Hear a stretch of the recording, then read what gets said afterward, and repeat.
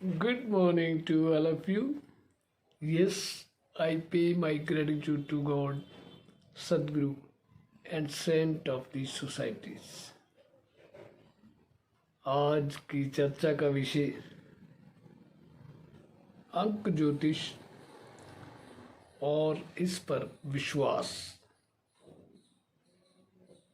इसी पर मैं आज बात करने जा रहा हूँ कि क्या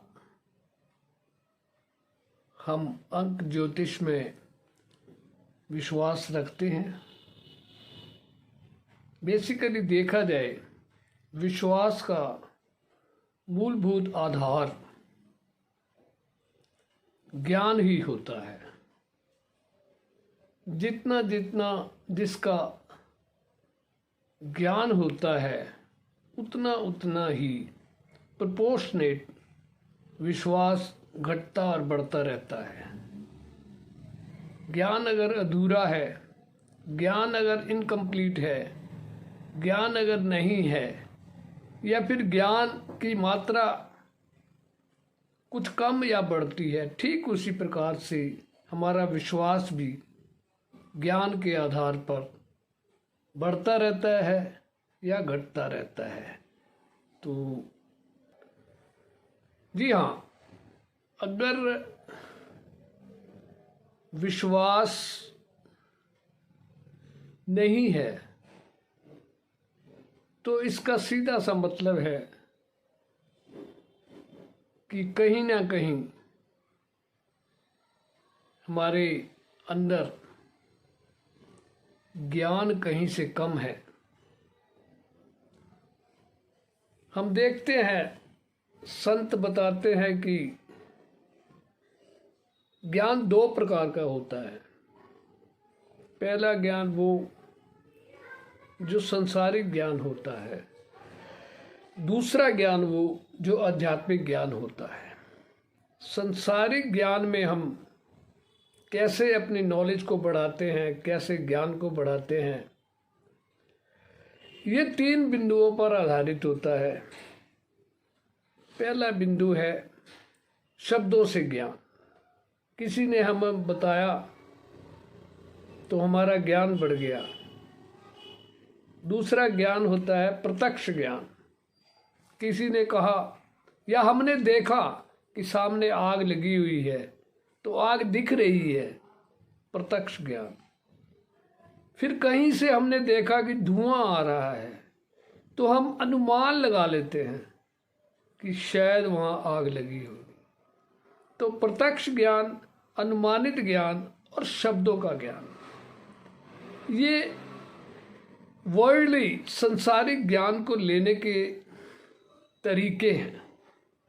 जब हम अध्यात्म की बात करते हैं, जब हम ईश्वरीय ज्ञान की बात करते हैं, जब हम स्पिरिचुअल नॉलेज की बात करते हैं, इसके भी तीन ही बिंदु हैं।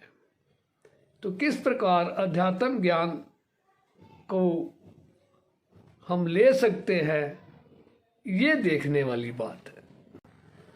तो अध्यात्म ज्ञान के बारे में विष्णु जी ने भक्त प्रहलाद को पहली सीढ़ी बताई, श्रुति, सुनना, संतों के वचनों को श्रवण करना। जब हम श्रवण करना, सुनना, ध्यान से सुनना शुरू करते हैं तो ये अध्यात्म ज्ञान की पहली सीढ़ी है। और दूसरी सीढ़ी आती है मनन करना। कैसे हम मनन करते हैं, इस पर विचार करते हैं, इसको शास्त्रों से मिलाते हैं, फिर इस पर कर्म करते हुए इसके रिजल्ट को देखते हैं, ये दूसरी सीढ़ी है। और फिर तीसरी सीढ़ी कैसे बताई, कैसे कहा, तीसरी सीढ़ी में ये देखना होता है कि self realization and God realization. जब हमें अपने आप की पहचान हो जाती है सद्गुरु की कृपा से, ईश्वर की पहचान हो जाती है सद्गुरु की कृपा से, तो निश्चित रूप से ये ज्ञान, आध्यात्मिक ज्ञान को थोड़ा बहुत समझ में आने लग जाता है। फिर बात मुक्ति की आती है।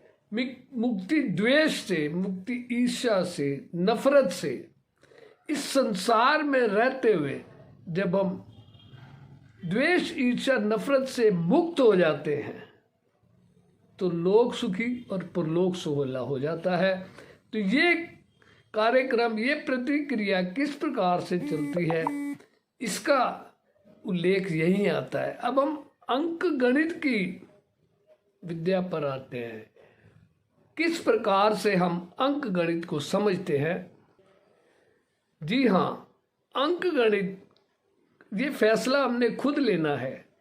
क्या हम इसे संसारिक ज्ञान समझें या फिर आध्यात्मिक ज्ञान समझें? जितना जितना हमारी समझ इस पर कार्य करेगी, जितना जितना ज्ञान हम इस विषय पर लेंगे, उतना उतना विश्वास हमारा बढ़ता चला जाएगा। लेकिन फैसला हर एक ने खुद ही लेना है, हर एक ने खुद ही करना है कि क्या ये संसारिक ज्ञान की कैटेगरी में आता है या फिर आध्यात्मिक ज्ञान की कैटेगरी में आता है। क्योंकि सेल्फ रियलाइजेशन तो यहाँ भी होनी है, तो यहाँ भी डिविनिटी की बात होती है। लेकिन फिर मैं एक बार फिर कहूँगा कि हमने अपना अपना फैसला खुद लेना है कि किस प्रकार से हमें इस पर चलना है। जी, आज की चर्चा यहीं तक। अब समय है वास्तु टिप का। वास्तु टिप में सिर्फ इतना ही कि हमें अपने ईशान कोण को किस प्रकार से शुभ रखना है, क्योंकि ईशान कोण का प्रभाव जो है पुरुष संतान पर पड़ता है। पूरब और उत्तरी दिशाओं के मार्ग वाले स्थल को ईशान ब्लॉक कहते हैं। अनुभव के आधार पर यह सिद्ध किया गया है कि यह ब्लॉक सभी ब्लॉकों से अधिक उत्कृष्ट होता है। हमारे प्राचीन वास्तु शास्त्रियों ने ईशान दिशा वाले भूखंड की कुबेर के नगर अलकापुरी से तुलना की है। यह भूखंड ऐश्वर्यवान, वंशवृद्धि और बुद्धिमान संतति एवं हर प्रकार के शुभ लाभ प्रदान करता है। तो ईशान कोण को कभी भी कटाफटा नहीं होना चाहिए, स्वच्छ रखना है। इस चर्चा को मैं आज यहीं विराम दूंगा।